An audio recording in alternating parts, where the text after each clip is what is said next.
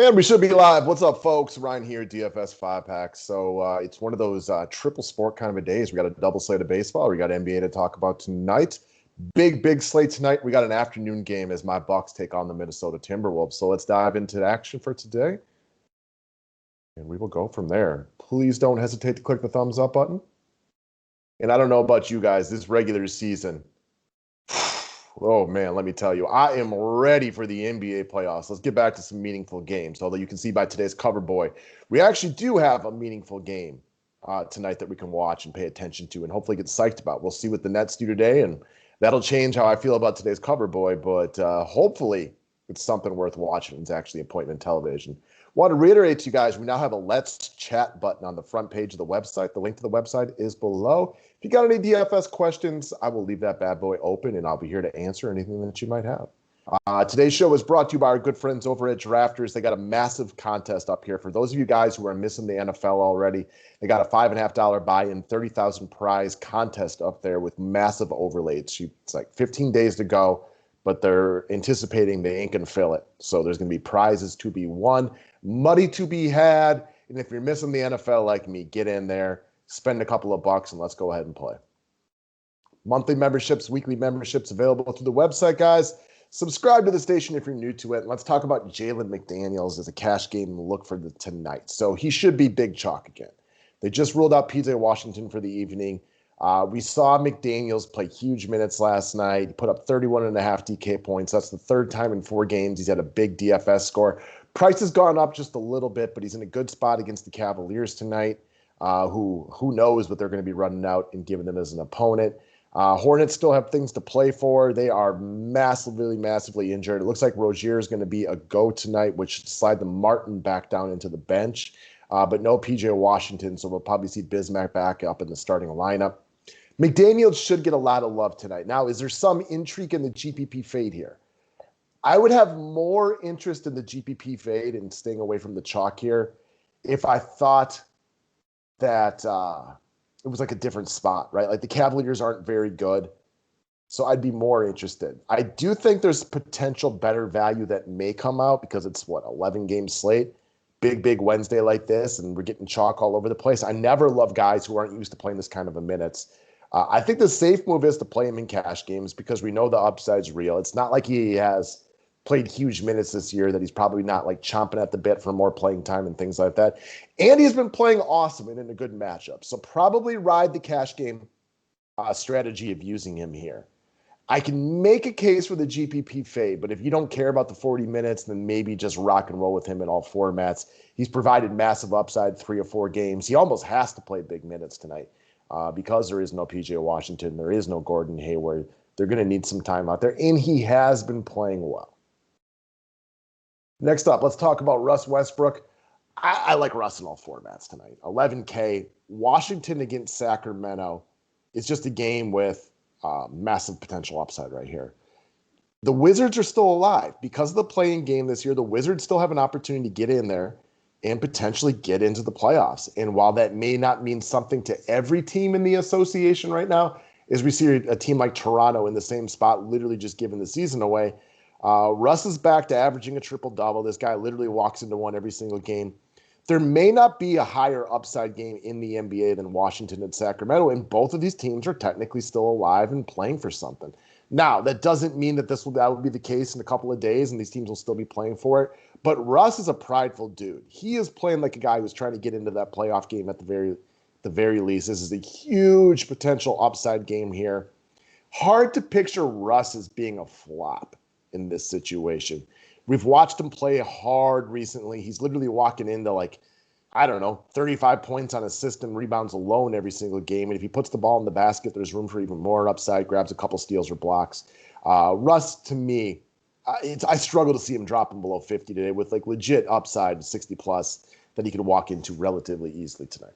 And he probably won't be as high owned as he should be because there's a lot of studs in play this evening. Now, if Beal were to drop out of this game, that'd be different. But with Bradley Beal not looking like he'd be off tonight, then I think Russ, he'll get love, but I think he'll be a little under-owned for what he should be. Next up, let's talk about Campazzo, the young man of the Denver Nuggets. First off, Nuggets fans and just NBA fans in general, that sucks about Jamal Murray. For my money, Jamal Murray is one of the more underrated players in the game. Loved watching him in the playoff bubble last year. He was fantastic. So we have to look at this Denver game as a little bit different than just a one-game absence because they're going to be without this guy for, minimum 9-10 months, right? And if not the rest of this year and all of next year. So Campazzo is a true veteran. He's not a rookie or anything like that. I know he's a rookie within the NBA, but he's a true professional, having played, a lot of professional years over across seas. He's been playing well lately. And let's not kid ourselves. The majority of this offense is still going to run through Nikola Jokic. But Campazzo is sub 4K, getting good attention today.